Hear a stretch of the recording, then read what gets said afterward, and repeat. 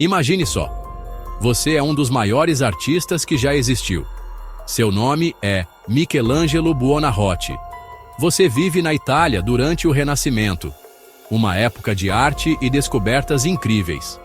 Mas tem um detalhe: você se considera um escultor. Sua verdadeira paixão é esculpir pedra. Você vê figuras presas dentro de blocos de mármore. Seu trabalho é simplesmente libertá-las. Você já criou obras-primas como a estátua de Davi. É uma figura gigante e perfeita que todos admiram. Você adora a poeira, o barulho, o esforço físico de lascar um bloco de pedra. Esse é o seu mundo. Essa é a sua arte. Então, o que acontece quando alguém te pede para pintar? E não é qualquer pintura. Eles querem que você pinte um teto gigantesco, um teto que é bem alto, curvo e enorme. Você nunca se dedicou a pintar afrescos. É uma técnica totalmente diferente. Você tem que pintar em gesso molhado. Ele seca rápido. Você não pode cometer erros. Para você, isso parece um pesadelo. Você repete para todo mundo: eu não sou pintor. Você tenta recusar o trabalho. Mas a pessoa que está pedindo não é qualquer um, é o Papa. E você não costuma dizer não para o Papa. Esse é o estranho começo de uma das pinturas mais famosas da história. O artista não queria fazê-la.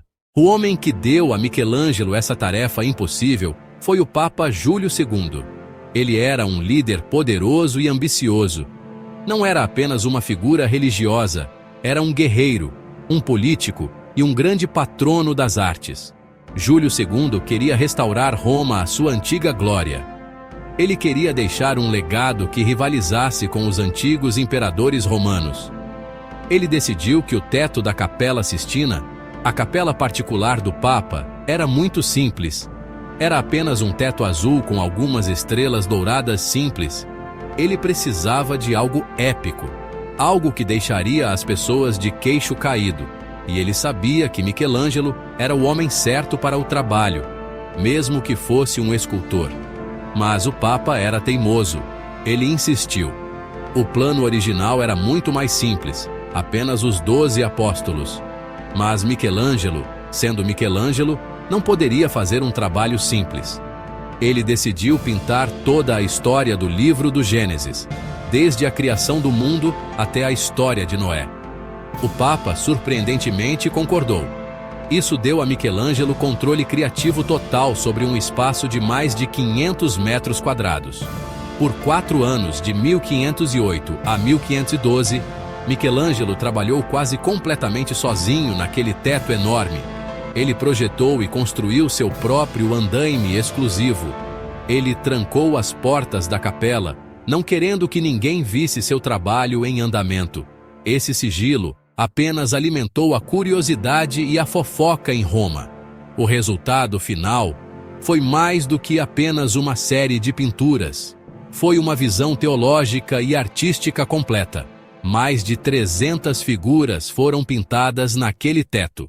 Vamos dar um zoom nessa cena específica. A criação de Adão. O que vemos de fato? A pintura é dividida em 2 partes principais. À esquerda, temos Adão. Ele está no chão, em um pedaço de terra árida. Ele parece poderoso. Seu corpo é musculoso e perfeitamente formado. Um verdadeiro ideal de beleza humana do Renascimento. Mas ele está lânguido, parece sem vida, incompleto. Ele está reclinado, apoiando-se em um braço, parecendo passivo. Seu outro braço está estendido, mas sua mão está mole. Seus dedos estão curvados. Ele está vivo, mas ainda não verdadeiramente vivo. Ele está esperando por algo. No lado direito da pintura, vemos Deus. E isso é revolucionário. Antes de Michelangelo, Deus era frequentemente retratado apenas como uma mão estendida das nuvens, ou como uma figura formal e régia em um trono. Mas aqui, Deus é dinâmico. Ele é um homem velho e sábio com uma longa barba branca e vestes brancas esvoaçantes. Ele parece estar voando pelo céu, cercado por um manto vermelho escuro rodopiante. Seu rosto está focado, determinado. Ele está no ato de dar o presente supremo. Essas duas figuras dominam a cena. Elas são quase imagens espelhadas uma da outra em suas poses, criando um belo equilíbrio visual. Toda a composição é projetada para levar seu olhar a um único ponto. O ponto focal de toda a pintura é a lacuna entre os dedos deles. Aquele pequeno espaço entre os dois dedos é tudo. É sem dúvida o detalhe mais famoso de toda a história da arte. Pense um pouco. Michelangelo poderia ter pintado os dedos se tocando. Honestamente, teria sido a coisa lógica a fazer. O momento da criação completo. Mas ele não o fez. Ele deixou uma lacuna, um espaço pequeno, mas infinitamente grande.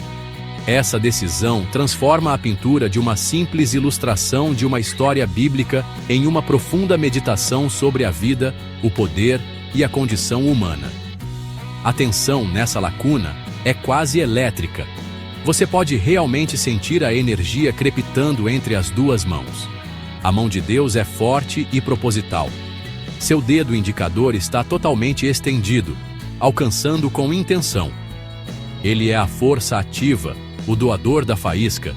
Ele está trazendo não apenas vida, mas intelecto, alma e o potencial divino para a humanidade. Ele está se inclinando, colocando toda a sua energia neste único ato criativo. O universo inteiro parece prender a respiração, esperando que aquele toque aconteça. A mão de Adão, em contraste, é o oposto completo. Está mole e sem vida. Seu dedo está dobrado, incapaz de sequer se endireitar. Ele está recebendo, não dando. Ele tem a forma física, mas lhe falta a faísca divina que o animará, que lhe dará uma vontade própria. Ele precisa daquele toque para se tornar plenamente humano. Então, o que esse quase toque realmente representa? Representa potencial. É o momento antes do Big Bang da consciência humana.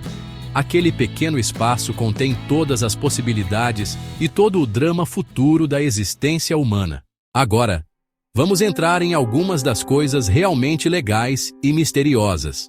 Por séculos, as pessoas olharam para o grande manto vermelho atrás de Deus e viram apenas um monte de anjos. Mas em 1990, um médico chamado Franklin Mashberger publicou um artigo que mudou tudo. Ele olhou para aquela forma e viu outra coisa, algo escondido à vista de todos. Ele viu um desenho perfeito e anatomicamente correto do cérebro humano. Uma vez que você vê, você realmente não consegue desver. O manto rodopiante combina perfeitamente com a forma do cérebro, do tronco cerebral, do lobo frontal e de outras partes do cérebro humano. Essa interpretação é, honestamente, surpreendente. Será que Michelangelo, um homem que secretamente dissecava corpos humanos para estudar anatomia, estava escondendo uma mensagem na capela particular do Papa? A teoria sugere que Deus não está apenas dando vida a Adão, mas está lhe dando intelecto. O dom divino é a mente.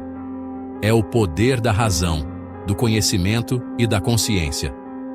O próprio Deus é retratado como a mente suprema, a fonte de toda a inteligência. Isso teria sido uma ideia radical, até herética na época, celebrando o intelecto humano como um dom direto do divino. Era uma ideia clássica do Renascimento. Vamos olhar mais de perto as figuras dentro deste cérebro. Quem são elas? A figura diretamente sob o braço de Deus é frequentemente interpretada como Eva, esperando sua própria criação. Ela olha para fora, quase fazendo contato visual com Adão. Outros sugerem que esta figura é a Virgem Maria.